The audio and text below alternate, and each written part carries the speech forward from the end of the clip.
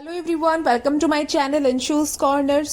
बहुत ही अच्छी खबर है एमएनएस एस्पिरेंट्स के लिए। जी हाँ, फाइनली ज्वाइन इंडियन आर्मी की ऑफिशियल वेबसाइट पर ऑफिशियल नोटिफिकेशन डिक्लेयर हो गया है बीएससी नर्सिंग 2023 सेशन के लिए। तो एमएनएस का जो नोटिफिकेशन है, बहुत ही टाइम से काफ़ी सारे स्टूडेंट्स एस्पिरेंट्स वेट कर रहे थे।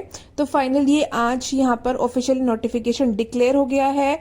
तो इस नोटिफिकेशन में जितनी भी इंफॉर्मेशन लिखी गई है वो मैं सभी आपके साथ शेयर करने वाली हूँ। जितनी भी आपके डाउट्स हैं, क्वेरीज हैं, क्वेश्चंस हैं एमएनएस से रिलेटेड, वो सारी इस वीडियो के थ्रू आपको सारी इन्फॉर्मेशन मिलने वाली है।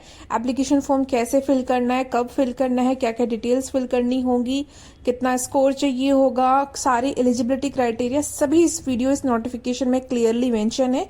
तो वीडियो को बिल्कुल भी स्किप ना करें।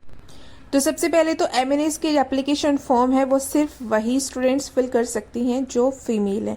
ठीक है, ओनली फीमेल स्टूडेंट्स के लिए एमएनएस होता है and only for BSc nursing. ठीक है, कोई पैरामेडिकल कोई अदर कोर्सेज के लिए नहीं है, सिर्फ बीएससी नर्सिंग के लिए है और सिर्फ फीमेल स्टूडेंट्स के लिए है।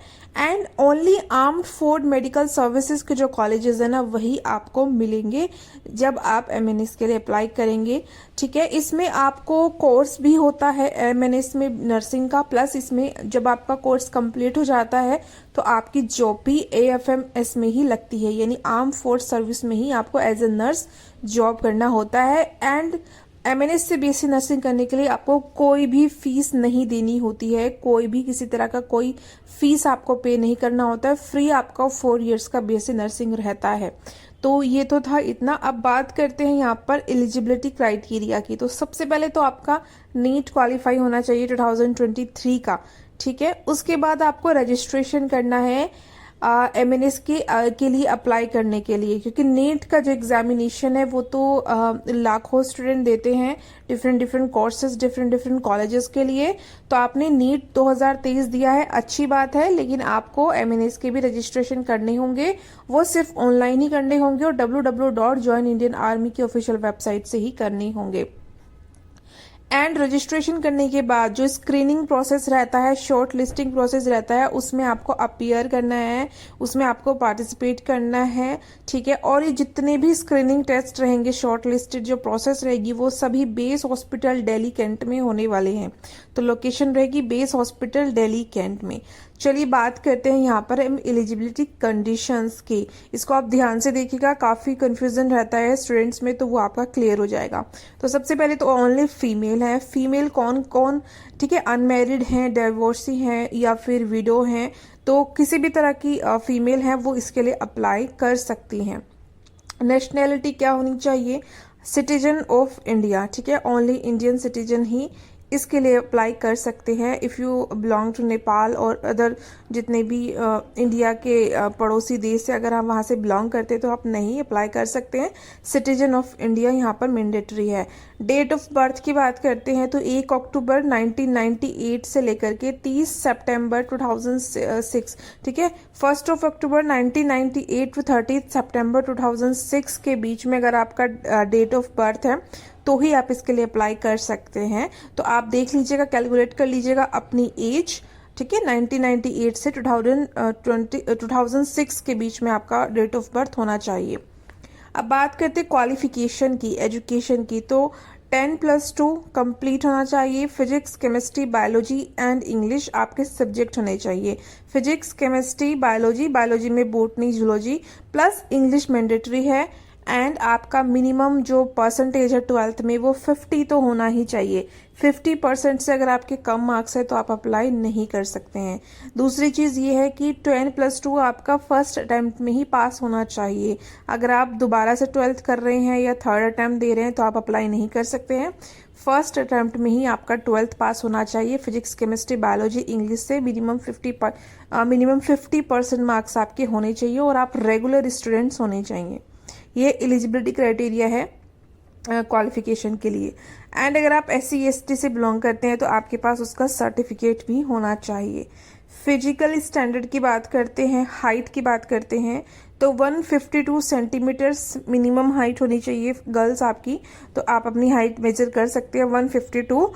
लेकिन यहाँ पर थोड़ा सा आपको ये एक अच्छी चीज़ है कि जो हिल स्टेशन से आते हैं, ये जो नॉर्थ ईस्ट स्टेट से आते हैं, ठीक है, सिक्किम, मणिपुर, मेघालय से अगर आप बिलोंग करते हैं या कोई भी हिल स्टेशन से बिलोंग करते हैं, तो यहाँ पर 152 नहीं बल्कि 147 आपकी मिनिमम हाइट है। तो अगर आप हिल स्टेशन और नॉर्थ ईस्ट से नहीं हैं, किसी अदर स्टेट से हैं apart from the north east and hill station, then your height must be 152 centimetres, ठीक है। तो आपने नीट 2023 दे दिया है। अब बात करते हैं स्क्रीनिंग प्रोसेस की। स्क्रीनिंग प्रोसेस के लिए क्या करना होगा? तो सबसे पहले तो आपका सीबीटी होगा, यानी कंप्यूटर बेस्ड टेस्ट होगा, जिसमें general English and general intelligence के क्वेश्चंस पूछे जाएंगे। कितने क्वेश्चंस होंगे, कितने मार्क्स के होंगे, ये सब मैं आगे वीडियो में बताने वाली हूँ। उसके बाद आपका पैट होगा, यानी फिजिकल असेसमेंट टेस्ट।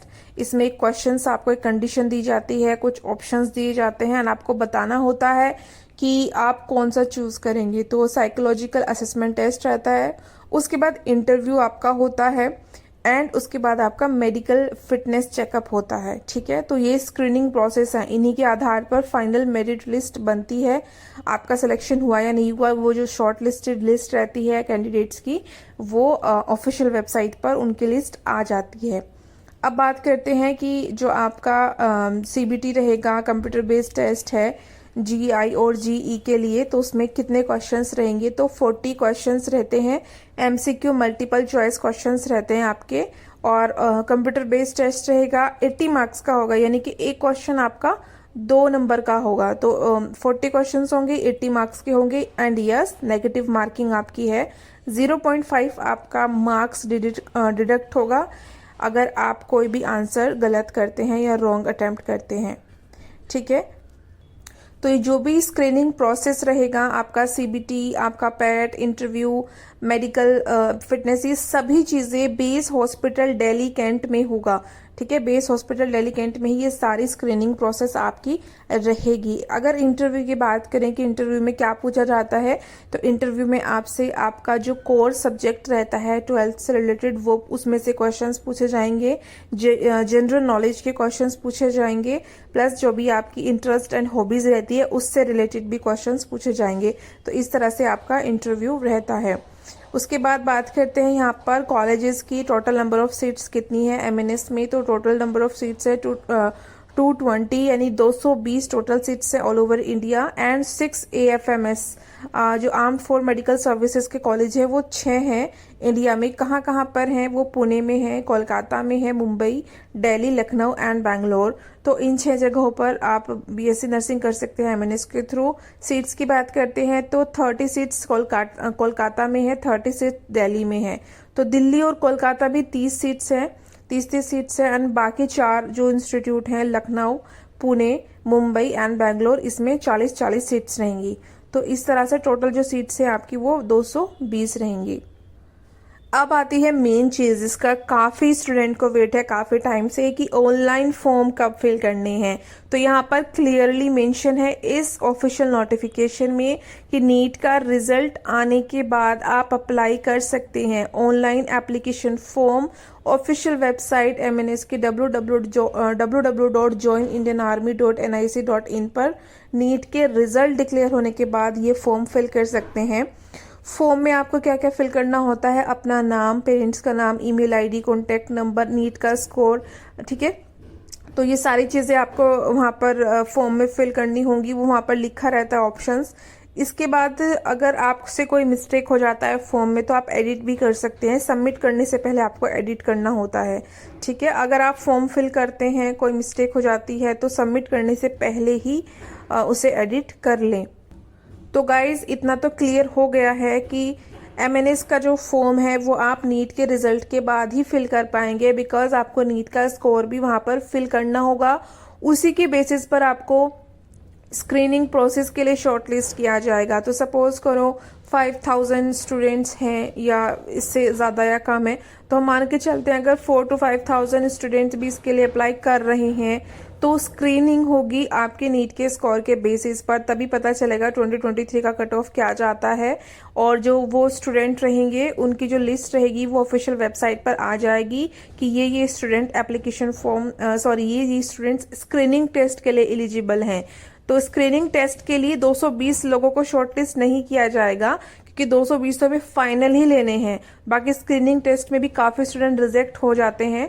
तो ये मान के चले कि अराउंड 1000 या उससे ज्यादा स्टूडेंट्स को शॉर्टलिस्ट किया जाएगा नीट के स्कोर के बेसिस पर। तो नीट के रिजल्ट आने के बाद आपको फॉर्म फिल करना होगा।